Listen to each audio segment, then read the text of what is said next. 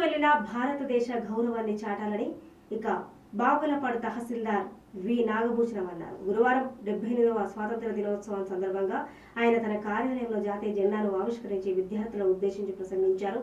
నాడు మన పూర్వీకులు తెల్లవారి బానిస సంఖ్యల పాలనలో నలిగిపోయిన ఎన్నో కష్టాలను అనుభవించారని అన్నారు. ఆనాడు దేశం కోసం ఉద్యమాలు చేస్తే ఈ రోజు మన కోసం, మన కుటుంబం కోసం బతుకుతున్నామని అన్నారు. పూర్వం ఆనాటి మన పెద్దలు దేశం కోసం ఆ రోజుల్లో మనకంటూ ఏది లేదు, అంతా తెల్లవారిదే. ఇప్పుడు అలాంటి పరిస్థితి మనకు లేదు, హాయిగా బతుకుతున్నామని అన్నారు. దేశంలో పుట్టిన ఎంతో మంది ప్రాణ త్యాగాల ఫలితమే ఈ రోజు మనకు స్వాతంత్రం లభించిందని అన్నారు. తహసీల్దార్ నాగభూషణం పాల్గొన్నారు.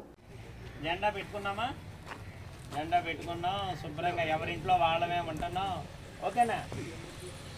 ఈ పాప చక్కగా పాడింది తెలుగు. ఓకేనా? జెండా గురించి, రంగుల గురించి, మన దేశంలో మన శాంతి చిహ్నాల గురించి అంతా పాడటానికి, మనం మాట్లాడటానికి, మనం తిరగటానికి, మనము మనకు నచ్చినట్టు ఉండటానికి ఏమంటారు, ఏదైనా ఇండివిజువల్గా స్వతంత్రం ఉండాలి. ఇంతకుముందు మనకి స్వతంత్రం ఉందా? మనం జెండా పెట్టుకునేవాళ్ళం కాదు.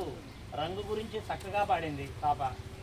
అదే మన జెండా కానీ, ఓకేనా, మనోళ్ళు అందరూ ఇష్టం వచ్చినట్టుగా రావటమే కానీ, ఇంట్లోకి వెళ్ళటానికి కానీ, మన భూమి మనం పండించుకున్నది మనదే అని అనటానికి కానీ ఇటువంటిది ఏది లేకుండా, స్వతంత్రం లేకుండా, ఓకేనా, తెల్లవాళ్ళ పాలనలో బానిసలాగా బతికారు.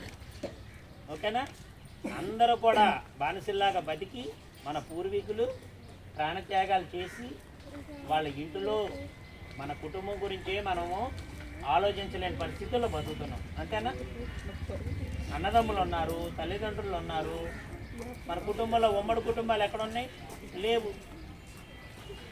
ఒక భార్య, భర్త, పిల్ల, వీళ్ళే కుటుంబం. వీళ్ళ కోసమే ఆలోచిస్తాం, వీళ్ళ కోసమే సంపాదిస్తాం, వీళ్ళ కోసమే వెళ్తాం. అంతేనా?